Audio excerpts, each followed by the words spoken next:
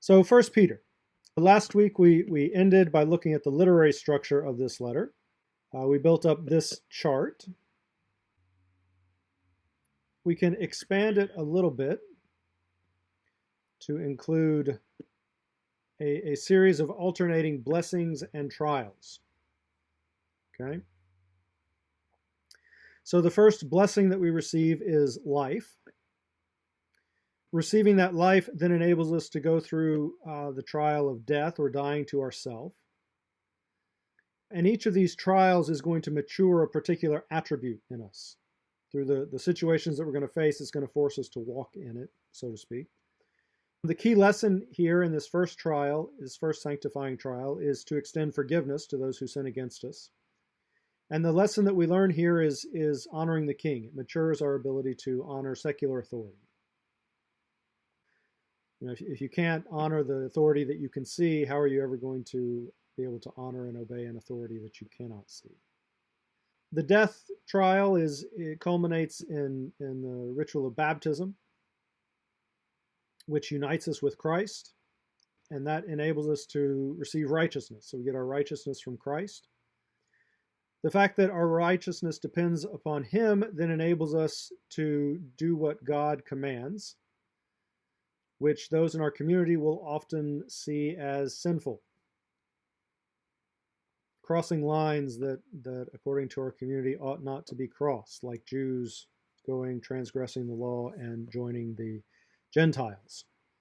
This matures our ability to fear God, because at that point, the wilderness trial, you have to choose, am I going to listen to God, or am I going to listen to all these people around me saying, no, God doesn't tell us to do that kind of thing. Those who persevere, God will ultimately pour out His glory upon. And so we get glory. And then the final trial is, as it talks about in Philippians, Jesus was in the form of God, but He did not see that as something to be held on to, something to be grasped, but He gave it up, He released it in order to come and take this form of a servant.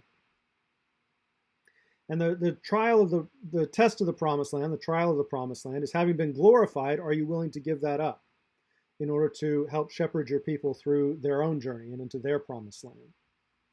And then the final trial of any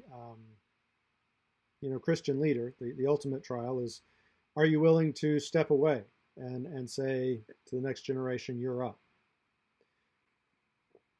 Again, what's the last thing Jesus does on earth? He leaves, right? He's finally been resurrected. All authority in heaven and earth has been given to Him. The disciples have to be thinking, great, now we can start getting some stuff done. And what does He say? Great, so I'm out of here, you're up. And this is the way it's supposed to work. We each rise up at our time, we do our appointed tasks, and then we cede the stage and let the next generation come up. Unfortunately, what often happens is we hold on to it.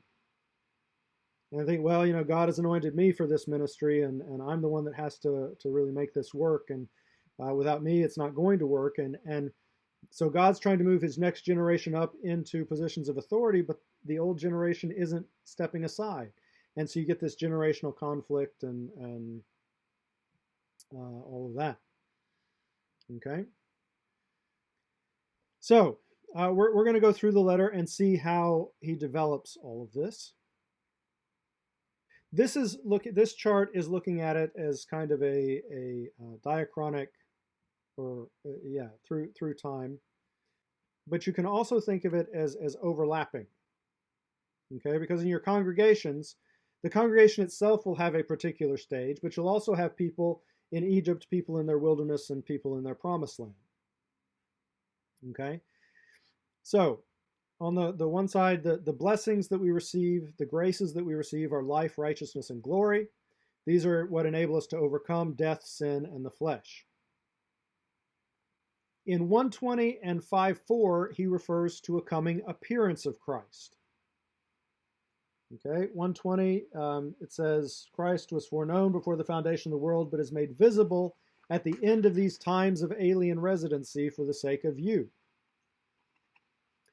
Okay, so at the end of Egypt, Christ becomes visible. And then again in 5:4, it says, when the chief shepherd appears, you will receive the unfading crown of glory. Okay? I would suggest that the appearance of Christ in each of those instances is the revelation of Christ in this wilderness generation, as Christ gets revealed in them. And so what this process does is it turns everyone into an eyewitness of the sufferings and vindication of Christ. As you see it in the generation before you, you then model it for the generation after you. Okay?